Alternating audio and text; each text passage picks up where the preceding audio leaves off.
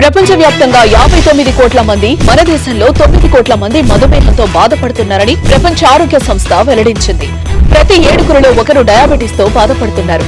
భవిష్యత్తులో ప్రతి 7గురిలో 4 అయ్యే అంచనా. డయాబెటీస్ మీద పూర్తి అవగాహన అందించి డయాబెటీస్ నుంచి తెలుగు ప్రజలను కాపాడే ప్రయత్నం చేస్తోంది సుమన్ టీవీ.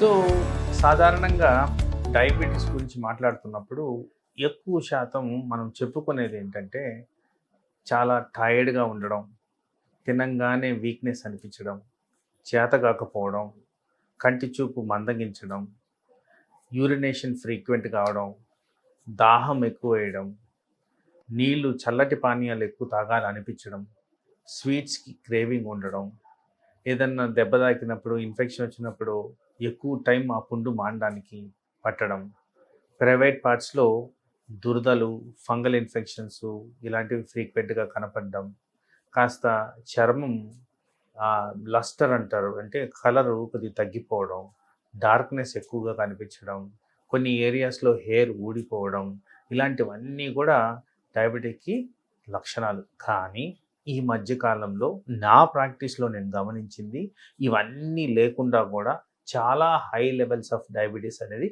డిటెక్ట్ అవుతుంది. కాబట్టి ఈ లక్షణాల గురించి వెతుక్కుంటూ మీరు వెయిట్ చేయొద్దు. సో ప్రపంచవ్యాప్తంగా పోల్చుకుంటే మన దేశంలో highest number of diabetic population ఉంది. కాబట్టి కంపల్సరీ ఒక ఏజ్ పైబడిన వాళ్ళు, అంటే 30 సంవత్సరాలు పైబడిన వాళ్ళు సంవత్సరానికి ఒక్కసారన్నా హోల్ బాడీ చెకప్ చేసుకోవాల్సిన అవసరం అయితే ఉంది.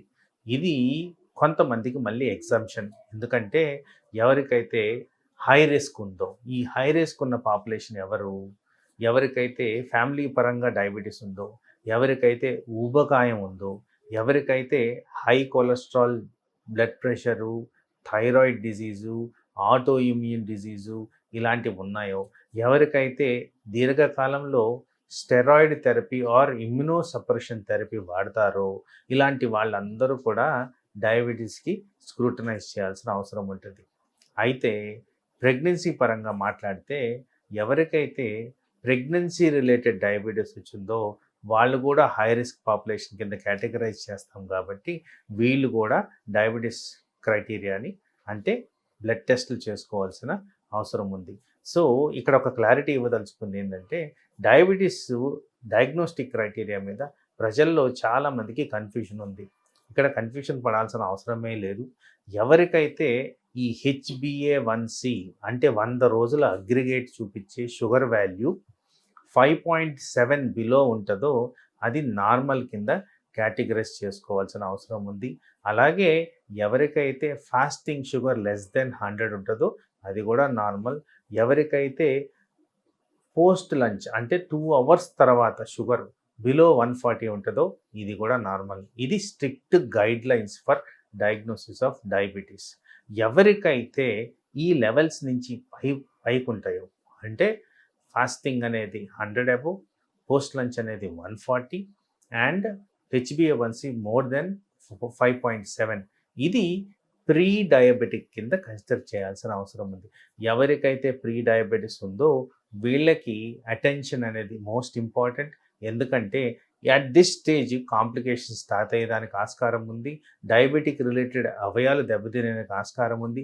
ఫస్ట్ ప్రజెంటేషన్ అవయం దెబ్బతినిన తర్వాత డయాబెటిక్స్ డిటెక్ట్ అవ్వడం కూడా మేము గమనించున్నాం. కాబట్టి వీళ్ళు కాస్త విజిలెంట్గా ఉండారు. తర్వాత న్యూట్రిషనిస్ట్, డాక్టరు సలహాలు ప్రాపర్గా పాటించాలి. ఫ్రీక్వెన్సీ ఆఫ్ టెస్ట్లు ఇంప్రూవ్ చేసుకోవాలి. ఇవన్నీ పాటించిన దానివల్ల మీకు డయాబెటీస్ ఫుల్ బ్లోన్ కాకుండా మనం కాపాడుకోవచ్చు, at least by about 5 to 6 years. మరి డయాబెటీస్ ఫుల్ బ్లోన్ అనగా అంటే fasting sugar more than 126 and above, post lunch sugar more than 200, HbA1c more than 6.5. ఇది కూడా ఒక స్ట్రిక్ట్ క్రైటీరియా. ఈ క్రైటీరియా క్రమంలో చూసుకుంటే డయాబెటీస్ ఫుల్గా వచ్చినట్టే. వీళ్ళు తప్పనిసరిగా మెడిసిన్ మీద ఉండాల్సిన అవసరం ఉంది. దీర్ఘకాలంగా ఈ సమస్య ఉంటుంది కాబట్టి అవయాల్ని ఫ్రీక్వెంట్గా చెక్ చేసుకోవాల్సిన అవసరం ఉంది. ఈ కాంప్లికేషన్స్ ఏవైతే డయాబెటిక్ రిలేటెడ్ ఉంటాయో, అంటే brain functionality, heart functionality, liver functionality, kidney functionality, nervous system functionality ఎక్కువగా తరచుగా ఎఫెక్ట్ అవుతూ ఉంటుంది కాబట్టి వీటిల్ని ప్రాపర్గా మానిటర్ చేసుకోవాల్సిన అవసరం ఉంది. టార్గెట్ ఓరియంటెడ్గా ఈ number of sugar values maintain చేయాల్సిన అవసరం ఉంది.